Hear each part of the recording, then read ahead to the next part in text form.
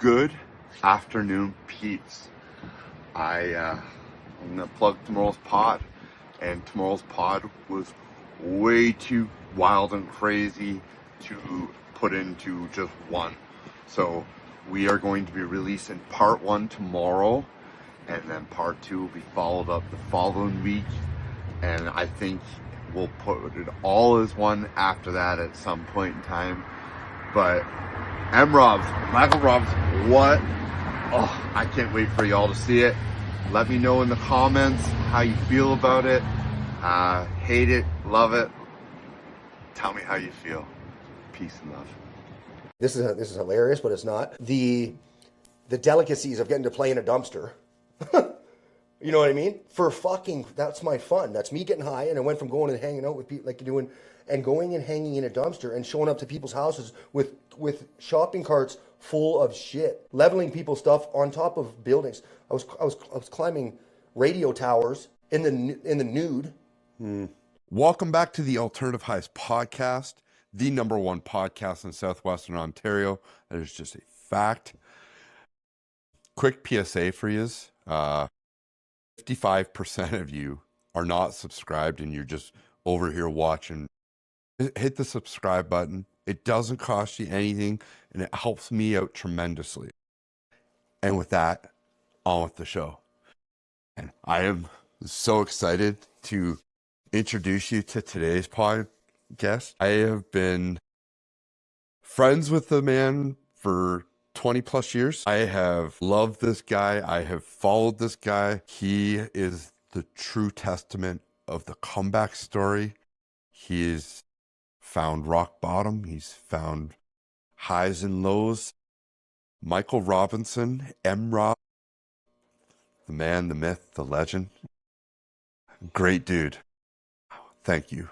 Thank you for joining me today, because I've talked to you about this 2 years ago when I first started back in the summer of 2024.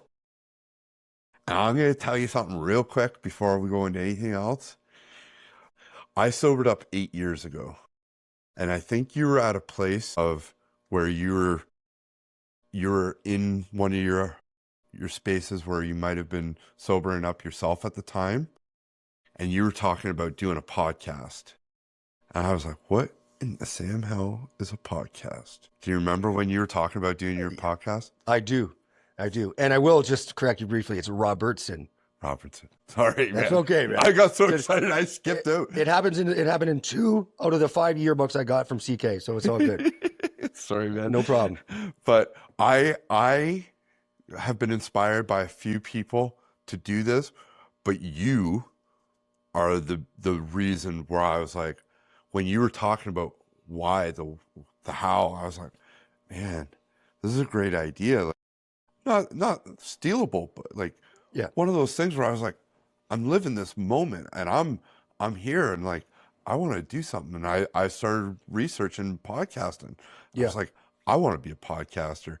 Like, you inspired me to want to do this. So I appreciate you for that, because this has been a blast. So no problem. No problem.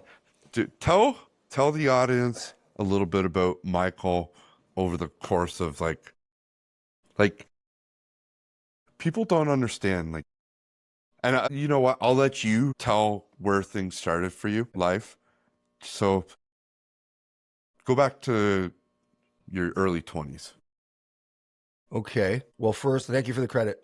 Like, as far as giving you a push to do that. Obviously, things have turned out pretty good so far for you. If it's factually #1 podcast in Southwestern Ontario, so we got to give you that. I got to give credit where credit's due. I always wanted to do something as far as, like, give some education and facts behind the life at the time. And when you say like 8 years ago or so, time flies, especially when you're having fun, or when you think you're having fun, or whatever the case may be. The times were fun. But a friend of mine, and I'm not sure I should say names at this point, but a friend of mine from London that I met, her name is Marlene. She knew that I wanted to do something as far as podcasting goes, and she sent me this whole, she put a lot of time and effort into what needs to be done for a successful podcast. Mm-hmm. This thing was like maybe 15 to 20 pages when I printed it out. Like, I'm talking Times New Roman, maybe a 10 or 12 font, and it had stuff in there, like all geared towards me. And she had offered the opportunity for me to do it. She did it because she cared about me and she wanted to have me include her or not. It's just that had been thinking about a lot what I had said, and she gave me the opportunity to do this. And she didn't expect a reply or nothing. And I can't tell you where that would have went because I don't know. I'd have to look back at the emails and stuff. But anyways, we'll go back to your question here. In my 20s, I was still in Chatham here, and I was working at Mama Maria's when I was 20. Wait, for 26 now. It's 2026. And I'm 38. So, 18 years ago. That's crazy to me. Holy shit, that's wild. Oh, wow, I'd have to do some. I'm glad we're doing this raw, right off the hop, because I've had no time to prepare, and that's what's the best part of it. Yeah. I was at Mama Maria's. I believe Smokehouse was still going. I don't have notes, but I'd have to look back and check my notes. There was a time where Friends was just becoming like Smokehouse had moved on. Friends was coming there, and Tina, lovely Tina, had asked me if I wanted to take an opportunity and be the head bartender over at Friends, and it was more my style. And I said, well, as long as I could continue to work at Mama Maria's, do both, and because I love just food there, I love the whole crowd. It's a family thing, you know what I mean? I felt like part of the family. They had no choice because I was good at my job. I remember it's just kind of started like as far as like my 20s. Like I was going to school at St. Clair. I just started at St. Clair for general arts and sciences because during high school, like, I didn't apply myself. I'm sure most people can probably say. Understand that. Right. Life happens and then I'm like, well, I should have done this. And then we all, whatever. I remember, man, my heart is beating fast, eh? Yeah. It's crazy. Alternative highs, baby. Yeah, man. Alternative highs. Thank you. So I'll say, I wanted to upgrade my education, and I knew I was able to at that time because I'd hit a point in my life where I knew I wanted a little bit more. Now, I had the idea that I was going to go to London and get hired in the hospitality industry while work because I'm from London originally, born and raised in London. I spent a little bit of time in Cambridge growing up, and then I moved to Chatham for when I was in grade 8, and the rest kind of is. Yep. But I took general arts and sciences because I wanted to take business marketing. And I needed to upgrade certain classes. I took like foods, all the gym courses, and nothing wrong with these courses, but I just took the ones that were. Get you graduated quicker. Absolutely. And that's funny you say that because I had that plan, but I didn't graduate quicker. Actually, I'm getting expelled the 1 year for attendance issues. Go figure. And just lack of not giving a shit, really. Pardon my language. I'm right there with you. I'm the same guy as you are. Okay. So I elected to do that. I was doing that. Things were going great. It was successful. I remember my mom, God bless her, signing on a line of credit for me, $8,000 line of credit. And I only needed about $1,400. Like between books and tuition, it was like $1,400. But we thought 8,000 was enough because they had a bunch of plans for me to do. And instead of me do them, I went to Windsor that night with a bunch of buddies, and I remember donking off, and by the way, donking off means making jackass decisions to go donate them to the casino, and then went shopping. And I spent, I think it was like $5,400 on the first night. And then I started to notice, and I'm just noticing this now, but that feeling that I got from that experience is exactly like the feeling when you run out of something, when you run out of a drug or when you run out of, but I had already put such a hankering on my plan that I thought the only way to make this better was to try and gamble the money back for more, which never ended up happening. No, but the house always wins.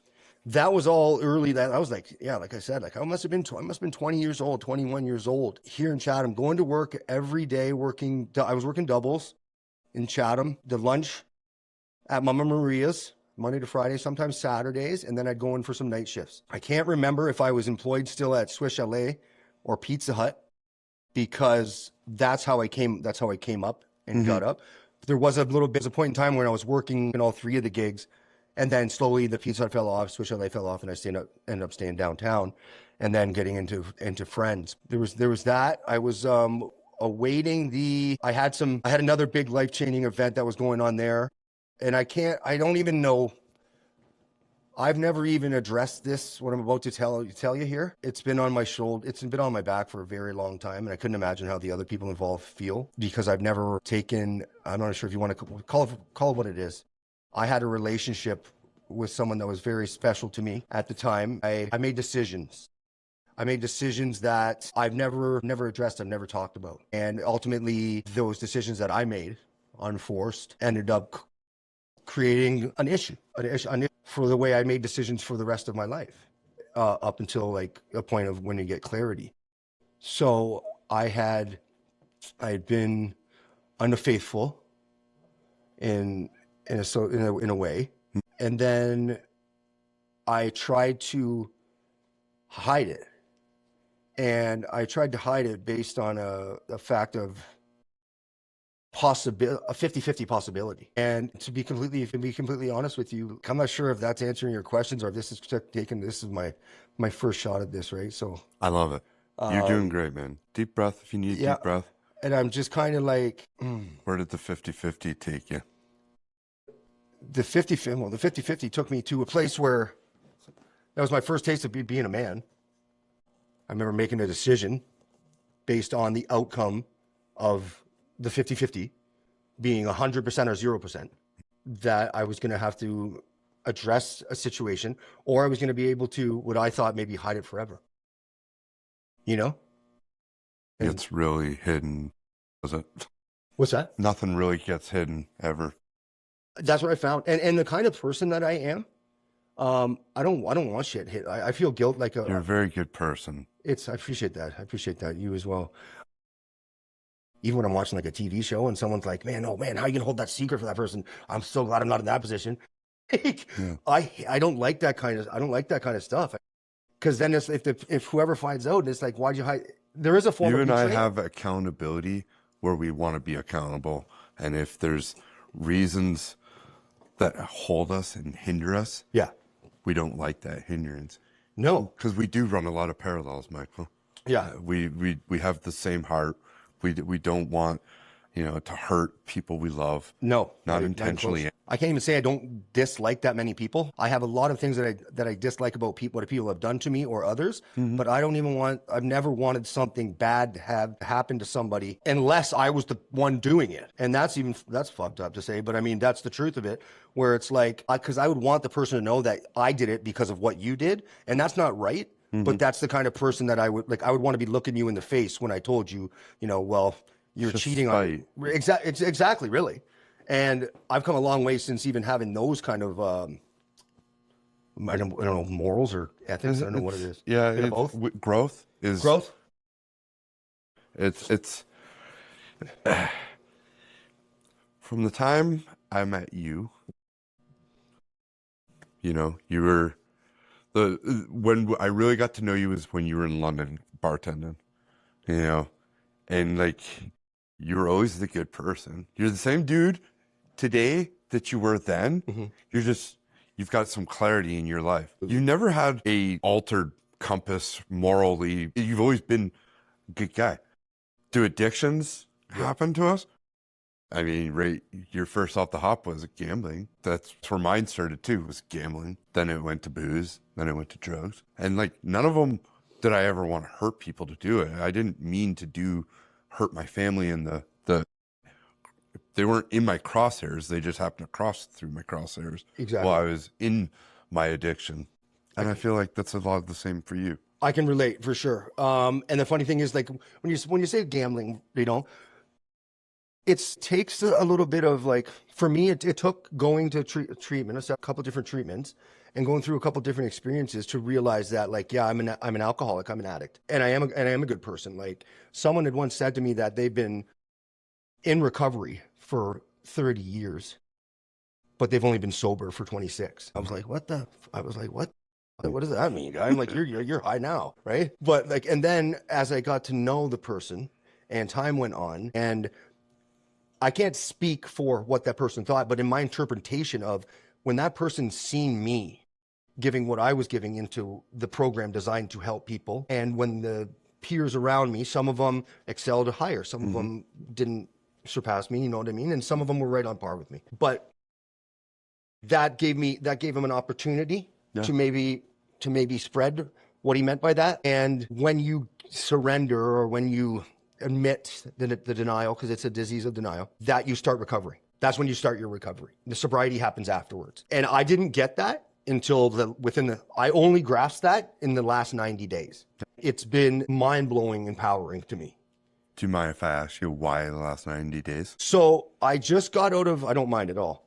I just got back on March 9th, 2026 from a awesome fucking program. It's called the Wayside House of Hamilton. It is a men's residential inpatient treatment program. It's a 90-day program. That's where I was. I won't speak more about the program because I don't want to miss anything. Yeah. But yeah, 5 out of 5 stars, 10 out of 10 stars for me. However many stars I can give it, I'm giving it. It's very, because I got to bump into you just before you were going to this.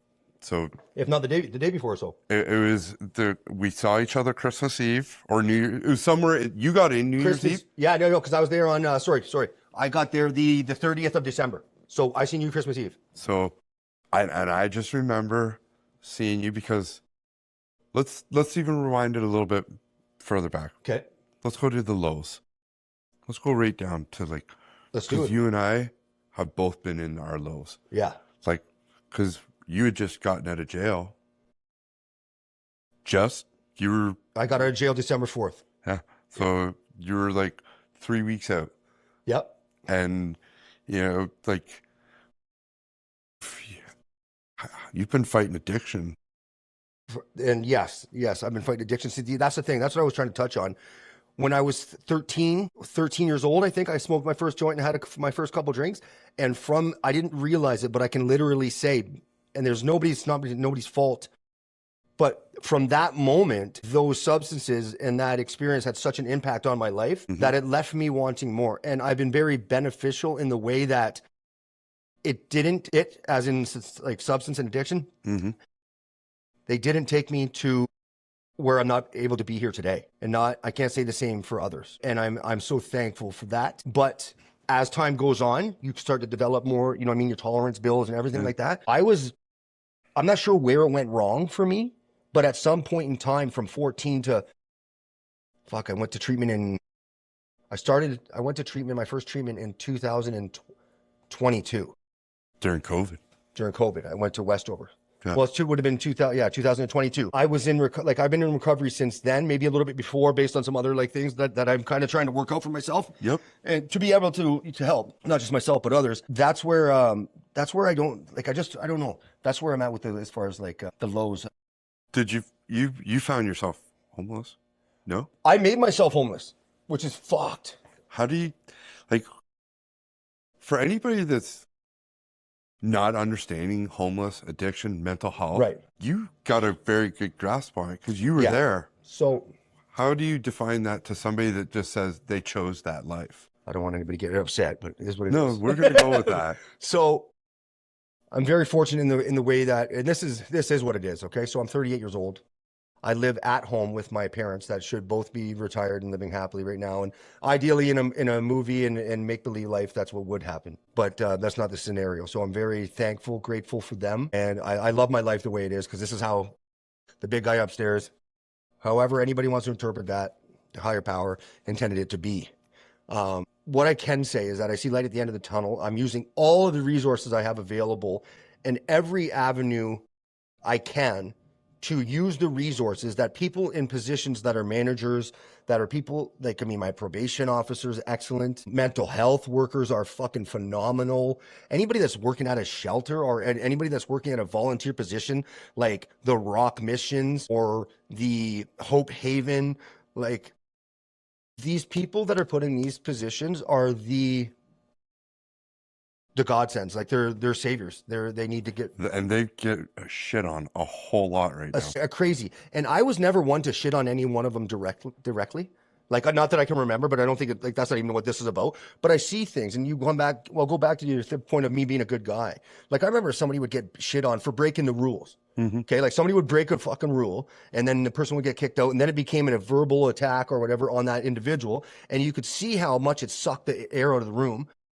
And the thing is that I'd always go out of my way to try and make it okay. No, it's not your fault. It just, even with half a shaved head and half a blue haircut, Like, and I mean, I thought that was in, right? Yeah, But it that's cool. wasn't. It was cool for a bit. But these things with the homelessness, it's that I literally had, so for me, and then I could talk forever about this. I don't know what was going, I just don't know what was going on, but I know that I had an ultimatum at this point, and it was completely fair ultimatum.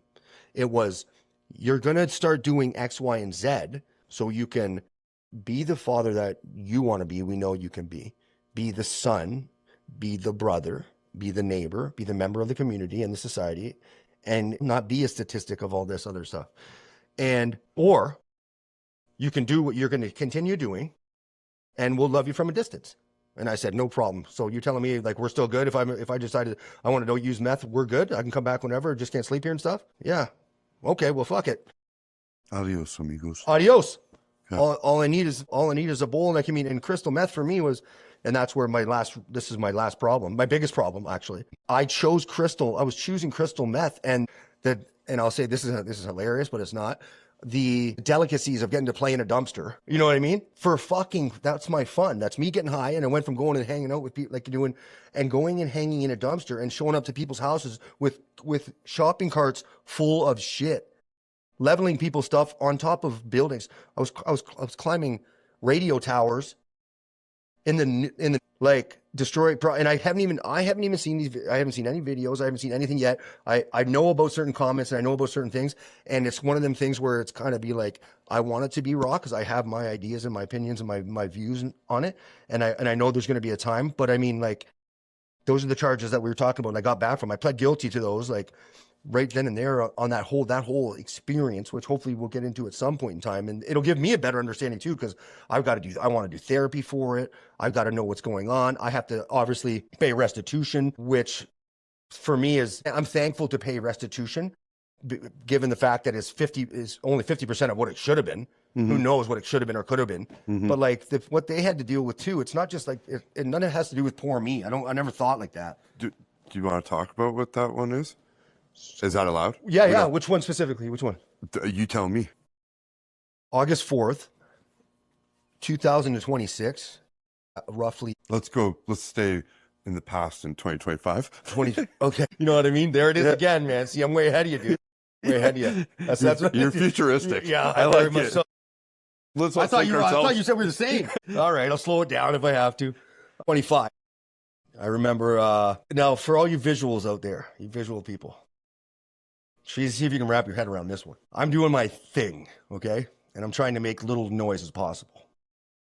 I've got 2 or 3 screwdrivers stabbed into my mom's L-shaped couch in the basement. I've got her table flipped upside down, her vase full of Cheetos and water. I've got 3 or 4 totes that are full of conspiracy notes that I put together myself. They're in pristine shape, and they all are going to lead to some kind of government fall down, and I'm going to be responsible for it. So you better get on board or you're going to get left behind kind of mentality. Wearing nothing but a cowboy hat, leather cowboy hat, and my dad's size 13 water moccasin boots from Texas, completely in the nude. I've got my mom's brand new shoes, ripped apart, stuffed in the toaster, and I have got my meth pipe out doing what I think is what these voices in my head or what I'm supposed to be doing, right? Now, I don't think that's why they didn't want me sleeping at the house or anything. Dude, the way you're able to keep this humorous too. Right. So they're going to love this. And that's only some of it. Now, these are the accounts that I got through the phone of jail after. So this is okay. So I'm kind of Forrest Gumping you here. Little mementos at you. So my mom, now they got the white tile. So imagine these boots on the tile, and I think I'm being quiet. So now I can hear somebody getting up, and it's not like time to get up yet. And I was going to have all this mess cleaned up and nobody's going to know a damn thing, right? Obviously. I was going to cobble the shoes back together. Everything was going to be completely fine, and we were going to move on with this. And it was just another little piece in the conspiracy, and we were all going to get there eventually, right? Through cryogenesis, obviously. And it didn't go that way. So they woke up, and I remember them being extremely upset and mad. And it's usually like when there was fights in the past, like with me being an idiot as a child and stuff, dad was the disciplinary, mom was the understanding one, and the roles had reversed. And it was just like, my dad was he was like, oh my God, you got to get some clothes on. Like, you know what I mean? And I had just bicked my entire body, including my head. right? With Dad's razor. So he appreciates that too. So this is like around 7 or so in the morning, around 12 or so, like they're getting me out of the house. It took them that long to get everything together and get me out of the house. So, and I don't remember this until way later. This is still coming to me, right? My dad's driving me to the hospital, and I don't know where he's I don't know where he's taking me, but I say that I have to stop at a set address because I owe this person money, and I got like $20 in my pocket. It's the last $20 I have, and whatever. I just made the story up. But as soon as he pulls over to the place, and he's brought me there before, it's broad daylight. So what could happen? What could be the worst that could happen? For whatever reason, I start going into the neighbor's garden, and I start stealing their decorations out of their garden, and I'm putting it into my jacket and doing all this obscene shit. Calls the police. The police are on their way. Thank you for viewing, and look out for part 2 next week.